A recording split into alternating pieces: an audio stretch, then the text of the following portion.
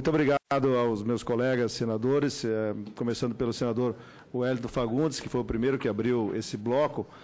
Senador, uma das perguntas que Vossa Excelência fez aqui, ou colocação, melhor dizendo, é a questão dos peritos criminais ou os peritos médicos veterinários que a Polícia Federal tem. Eu não conheço a estrutura, mas eu sei que eles têm, inclusive houve um manifesto por parte deles dizendo que não participaram efetivamente da operação. Talvez se tivessem participado, tinha sido minimizado esses problemas, porque todos nós aqui, independente das posições de cada um, todos nós aqui reafirmamos, ninguém é contra a atuação da Polícia Federal no caso de corrupção. Ponto. Né? Mas a forma como ela foi feita, então, Vossa Excelência também traz esse elemento aqui nessa posição.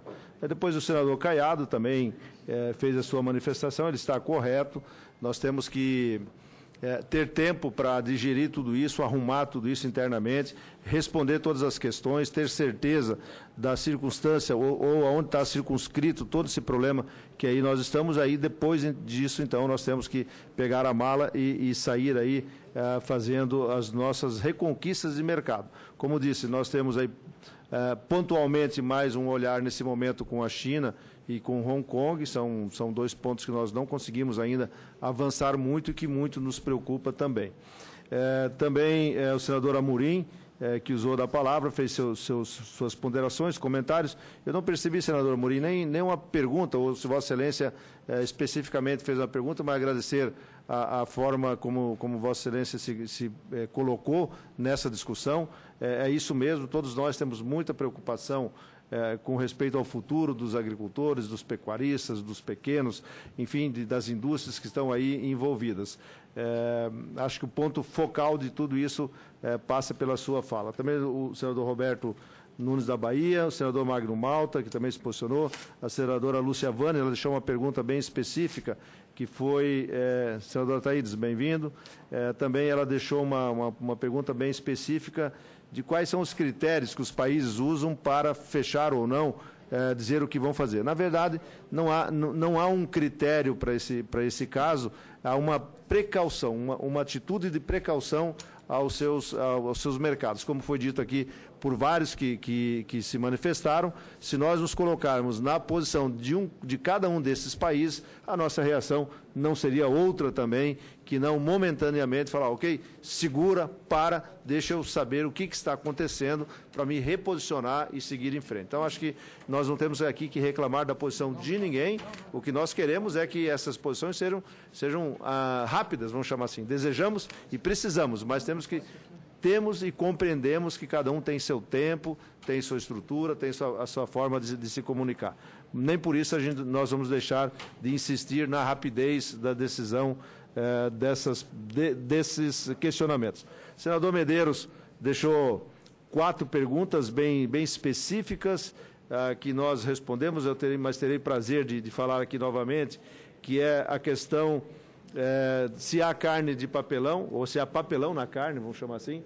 Não há a mínima possibilidade. Ontem, inclusive, numa visita que fiz num frigorífico da Lapa, no Paraná, onde nós levamos 34 jornalistas que embarcaram no avião comigo, passamos o dia visitando essa unidade, fomos lá sem avisar, só avisamos de manhã que estávamos indo, e todos tiveram a oportunidade de, com seus próprios olhos, essa maneira de questionar, de olhar, de andar nas fábricas para sentir qual é a real dimensão de uma fábrica dessa. E uma fábrica que nós visitamos que já tem 40 anos, Moca. Ela não é uma fábrica das mais modernas que nós temos. E eu pude ver pela reação dos jornalistas, os comentários que fizeram, que gostaram do que viram, da forma asseada, limpa, como se procede no dia a dia dentro de uma fábrica. Eu acho que os levei exatamente naquele ponto onde foi dito, usa papelão, não usa papelão. O que na realidade aconteceu ali foi de que a carne, a CMS, né, carne mecanicamente separada, é um produto que depois que você passa por todos os processos, retirando as carnes nobres que tem, ficam carnes grudadas nos ossos, nesse caso é frango, mas pode ser feito com suínos, pode ser feito com bovinos também. Você passa por uma máquina, você passa por um equipamento que extrai todas as cartilagens e as carnes que ficam grudadas nos ossos. Separa, então, mecanicamente essa carne. E ela é encaminhada por um tubo, por um duto, por um cano, que chega num posicionamento onde tem um saco plástico bem resistente, e esse saco plástico é recepcionado. Tudo fechado, você nem vê a carne, nem tem condições de ver a carne. Ela é depositada nesses sacos, e para recepcionar esses sacos plásticos, há uma bandeja de plástico, porque nesta área não é permitido a entrada de papelão. Mas veja bem, o papelão nem encosta na carne, encosta no plástico. E por que usa isso? Para moldar. Como ele é uma pasta gelatinosa, se você levar no congelador ou levar na câmara fria, onde ela vai ser congelada, e ela estiver torta, estiver guiada, quem que consegue fazer depois os embarques nos contêineres? Então, ela é colocada nesse recipiente e ela fica nivelada, é levada ao túnel de congelamento e depois esse equipamento volta para o processo, é lavado e volta para o processo para pegar a próxima e ir embora. Nesse momento, nesse frigorífico, eu não sei qual foi, o operador fala assim, ó, acabou o plástico, eu não tenho mais, eu posso usar a caixa de papelão? Ou posso usar o papelão? O papelão é justamente para recepcionar e dar o molde depois quando do congelamento. Infelizmente, a escuta foi interpretada de forma diferente e criou, então, toda essa complicação, e uma complicação, Medeiros, senador Medeiros, meu colega de Mato Grosso, é o que ficou no imaginário das pessoas. É carne podre, carne com papelão. Fico imaginando, né? Você triturar papelão e misturar na carne. São densidades diferentes, são coisas muito diferentes. Não tem como fazer um risoto de papelão com carne. Não tem como fazer, não vai dar liga, não vai funcionar, né?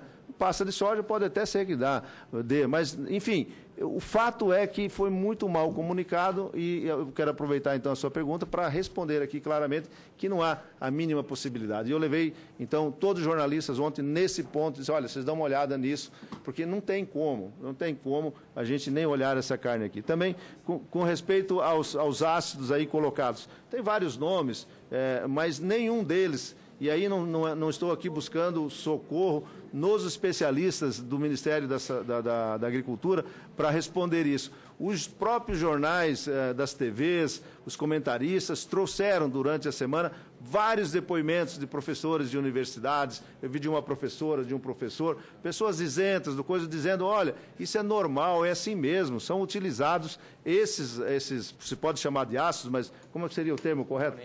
Componentes conservantes, adjuvantes e qualquer outra coisa que você usa num processo absolutamente normal, sem problema nenhum, que não traz problema na saúde e não faz nada. Infelizmente, foi colocado como produtos cancerígenos e aí também a imaginação popular imagina a confusão que cria, né? Carne podre, claro que não há a mínima possibilidade disso.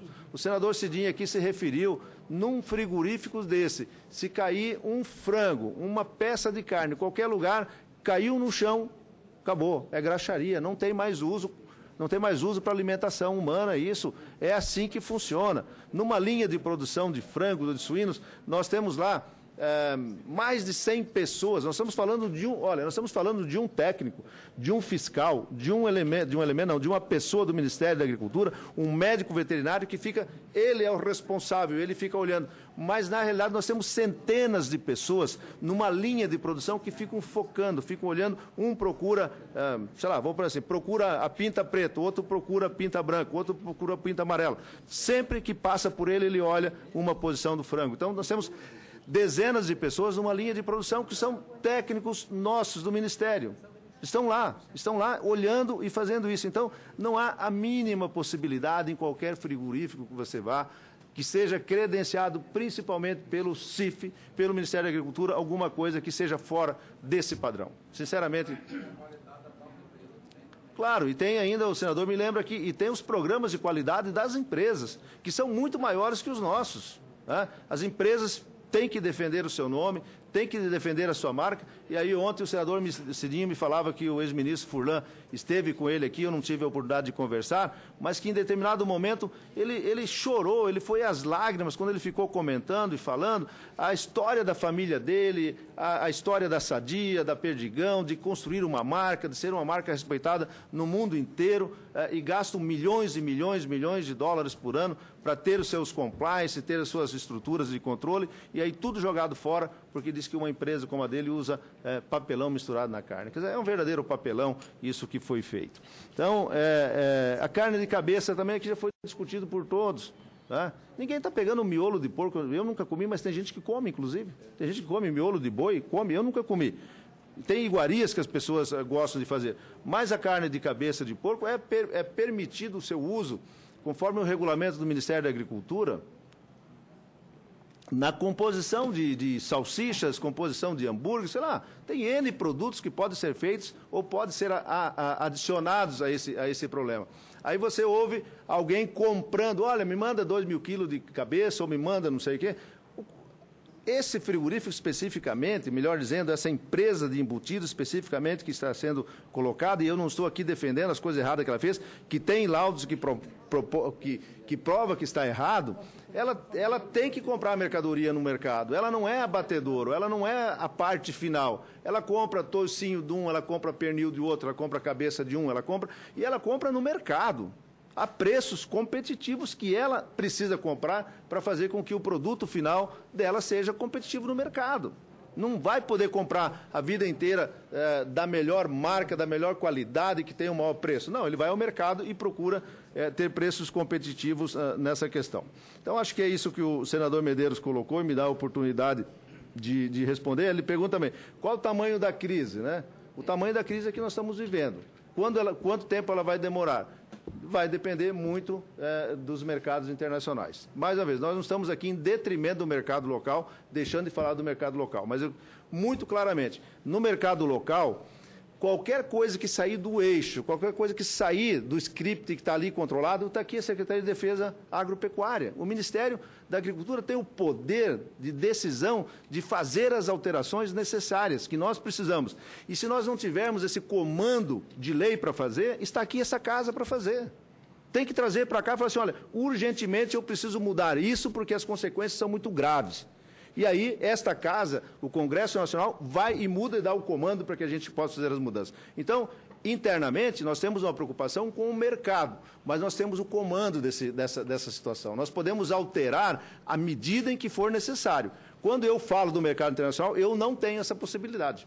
No momento em que alguém fala assim, vocês estão banidos do mercado, é de 3 a 5 anos de muita conversa. Eu não sei se em 5 anos a gente sai do outro lado numa questão dessa. Então, eu queria só deixar claro aqui que é uma percepção de negócio, não é detrimento de um ou de outro que nós estamos tendo uma preocupação diferente nesse momento.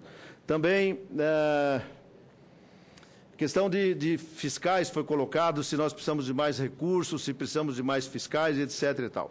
Sim, nós vamos precisar, mas nesse momento não vamos fazer nada assodadamente. Não vamos ficar só por dar uma satisfação para a sociedade de contratar mais fiscais, trazer mais pessoas. É necessário, mas eu disse antes, dentro aqui do processo, que nós temos a Embrapa está fazendo um grande estudo para o Ministério da Agricultura de quais são as mudanças quais as mudanças que nós podemos fazer na linha de produção, na linha de abate de frangos, suínos, bovinos. Nós queremos reduzir a presença humana, a decisão do humano nessa posição, deixando de investigar coisas que não tem necessidade de fazê-los, coisa que nós fazíamos na década de 40 ou na década de 50. Quer dizer, as coisas mudaram.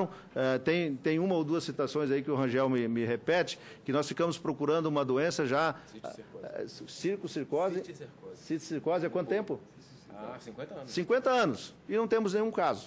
Quer dizer, então nós temos que parar de procurar esse negócio. E temos uma pessoa, um agente procurando uma coisa que a gente nunca vai achar. Então, são esses procedimentos que nós estamos mudando. E, ao mudar isso na linha de produção, obviamente, nós vamos mudar a quantidade de gente necessária. Então, nós temos deficiência, claro, queremos um orçamento maior, mas eu, com responsabilidade que tenho com o meu país, não vou ficar aproveitando desse momento e botar a faca no pescoço do planejamento do Diogo ou do presidente da República, falar, se você não me dá mais 1.000 fiscal aqui, não vai acontecer nada. Não, não é assim.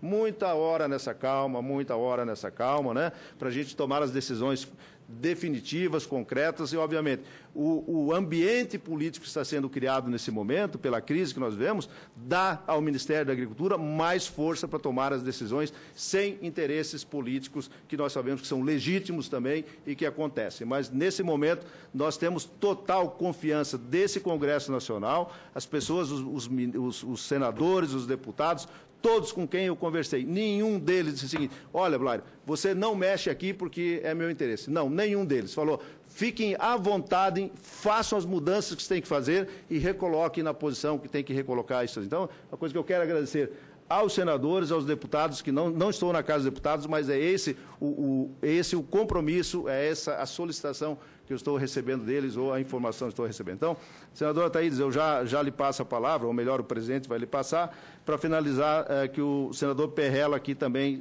colocou. Primeiro, muito obrigado pelas suas palavras de elogios à minha pessoa e à minha equipe, toda a minha equipe.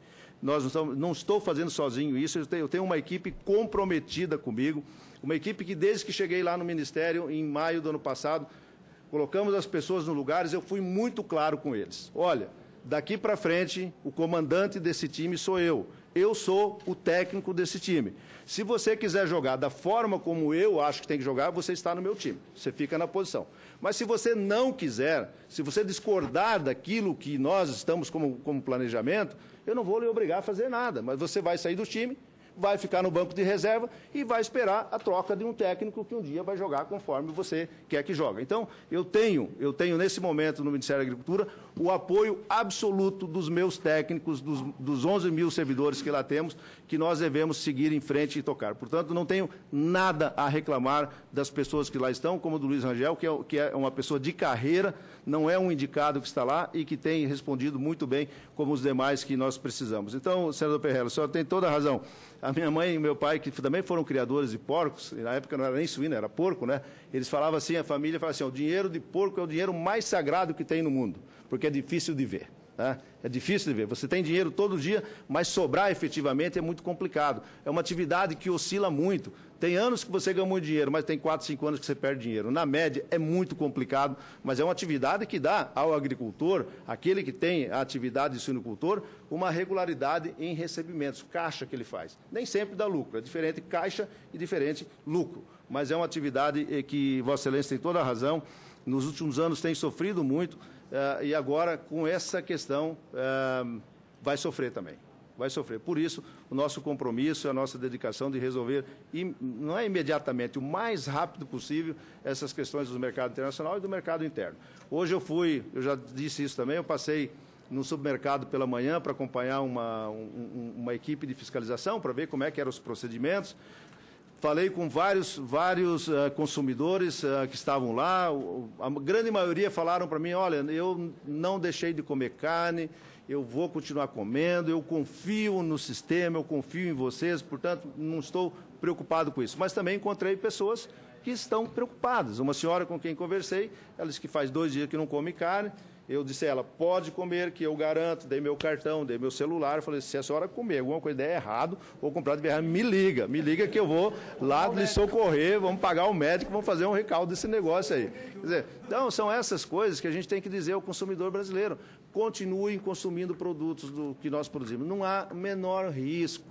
Não há menor risco quando se trata de CIF. E também, nos estados, nós temos o CISB, né? CISB, tem um monte de coisa que cuida lá, às vezes, das indústrias artesanais, que não passam pelo CIF. Aliás, nós soltamos uma IN há poucos dias atrás, normatizando tudo isso para tirar a obrigatoriedade da pequena indústria local, familiar, que tinha até então os mesmos critérios, as mesmas exigências dessas grandes empresas. E elas não conseguiam crescer, elas não conseguiam competir nesse mercado. Então, foi criada uma instrução normativa, discutido com toda a sociedade, onde se reduziu drasticamente